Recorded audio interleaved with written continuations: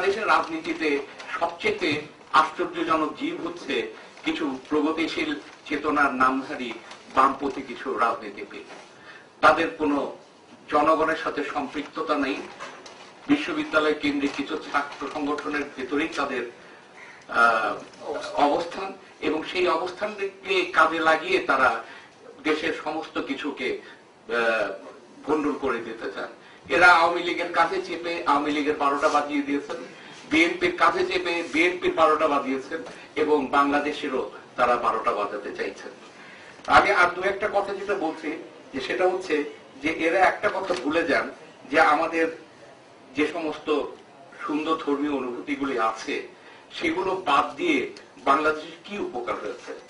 আজকে আপনারা দেখছেন যে আবার কালো থাবা, তারপর নেশার কালো থাবা কিভাবে বাংলাদেশের তরুণ সম্প্রদায়কে নষ্ট করে দিচ্ছে, এবং সেটা একমাত্র সম্ভব হয়েছে বিকজ আমাদের ধর্মীয় যে সুন্দর অনুভূতিগুলো ছিল 1971-এর পরে সেই সুন্দর ধর্মীয় নর্মস গুলোকে, ভ্যালুস গুলোকে অ্যালিয়েন কালচার হিসেবে আমাদের সমাজ থেকে দূর করে দিয়েছে, এবং যেই কারণে এই জিনিসগুলো আসছে। তবে সুখের কথা এটা যে এখনো মানুষের প্রগাঢ় বিশ্বাস আছে যে এই ধর্মীয় অনুভূতির প্রতি, এবং অন্তত আমি নিজে ঢাকা বিশ্ববিদ্যালয়ের ছাত্র এবং বর্তমানে শিক্ষক হিসেবে একটা জিনিস লক্ষ্য করছি, যে আপনারা যত বলছেন যে ধর্ম বাদ যাবে, ততই আমাদের ছেলে পেলে লোকজন আজকে ধর্মের প্রতি আকর্ষিত হচ্ছে। এটা আমি নির্দ্বিধায় বলতে পারি যে ঢাকা বিশ্ববিদ্যালয়ের সবচাইতে ভালো স্টুডেন্ট গুলো, সবচাইতে যারা ডিসিপ্লিন স্টুডেন্ট, তারা কিন্তু ধর্মভিত্তিক রাজনীতিতে বিশ্বাস করে। উশৃঙ্খল যারা আছেন তারাই কিন্তু বড় উল্টো দিকে তারা যাচ্ছেন।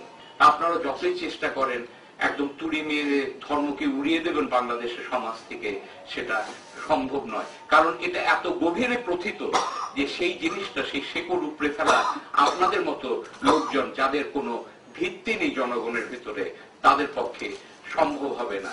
আপনারা যেটা করতে পারেন সেটা হচ্ছে, যেটা করেছেন অতীতে এবং যেটা এখনো করছেন, যে বাংলাদেশের যখন সম্ভাবনার দ্বার খুলে যায় তখন সেই সম্ভাবনার দ্বারটাকে কিভাবে বন্ধ করা যায় সেটা চেষ্টা করেন এ ধরনের কথাবার্তা তুলে।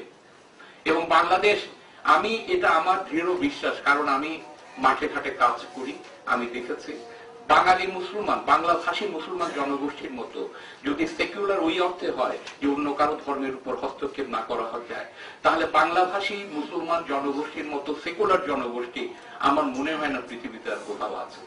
যে আপনারা ধর্ম নিরপেক্ষ রাজনীতি বলতে কেবলমাত্র বোঝান ইসলাম নিরপেক্ষ রাজনীতি। ধর্ম তো ইসলাম নয়। ধর্ম মানে যদি হয় তাহলে হিন্দু, বৌদ্ধ, খ্রিস্টান পরিষদকেও আপনারা ব্যান করতে বলুন, সেটা তো আপনারা বলেন না।